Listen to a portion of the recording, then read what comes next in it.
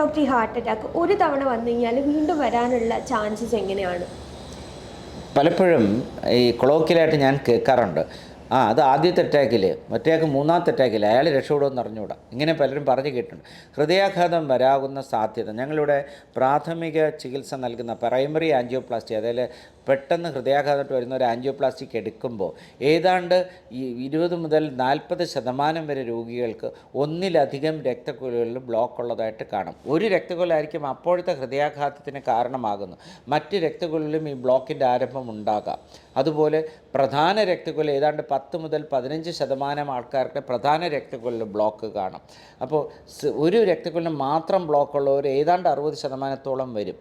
അപ്പോൾ അവർക്ക് പിന്നെ ഒരു അറ്റാക്ക് വരാൻ സാധ്യത ഉണ്ടോയെന്ന് ചോദിച്ചാൽ സാധ്യതയുണ്ട്, പക്ഷേ അത് എപ്പോഴും പ്രാവർത്തികമാകണമെന്നില്ല.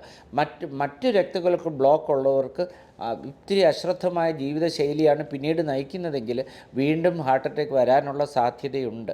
അപ്പോൾ ഒരിക്കൽ ഹാർട്ട് അറ്റാക്ക് വന്നാൽ നമുക്ക് വീണ്ടും വരാനുള്ള സാധ്യത ഏറെയാണെന്ന് മനസ്സിലാക്കണം. നേരത്തെ അറ്റാക്ക് വന്നവർ കൃത്യമായിട്ട് മരുന്ന് കഴിച്ചുകൊണ്ടിരിക്കണം. സ്വമേധയാ മറ്റു കാരണങ്ങൾ പറയും. പലപ്പോഴും ഞാൻ ഇവിടെ കാണാറുള്ളത്, നേരത്തെ 2-3 വർഷം മുമ്പ് ഇതിന് ഹൃദയാഘാതത്തിന് ആൻജിയോപ്ലാസ്റ്റി ചികിത്സ കഴിഞ്ഞവരാണ്.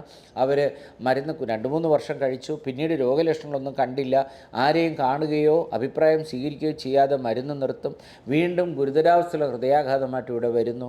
അതിൽ നിന്ന് ചിലപ്പോൾ രക്ഷപ്പെടാത്തൊരവസ്ഥ ഉണ്ടാകാറുണ്ട്. അപ്പോൾ ദയവ് ചെയ്ത് ആൾക്കാർ മനസ്സിലാക്കേണ്ടത്, ഹൃദയാഘാതം വരുന്ന വ്യക്തിക്ക് ആജീവനാന്തം ഹൃദയാഘാതം തടയുന്നതിനുള്ള മരുന്നുകളുടെ ആവശ്യമുണ്ടെന്നും അത് ഒരു കാരണവശാലും സ്വമേധയാ ഉപേക്ഷിക്കരുത് എന്നുമാണ്.